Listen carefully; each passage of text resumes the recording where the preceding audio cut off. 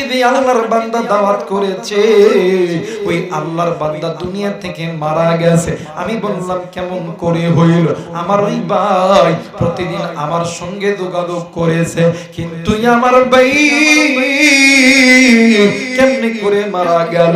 আমি আল্লাহর মানে আমি আমার ভাইয়ের সঙ্গে দেখা করব।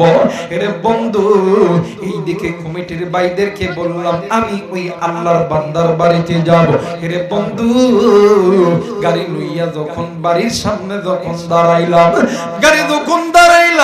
অনেক সময় নজর কইরা দেখি হাজার হাজার মানুষ বাড়ির সামনে দাঁড়ায় আছে। আরে বন্ধু, ছোট থেকে বড়, নারী থেকে পুরুষ, এমন কোন মানুষ নাই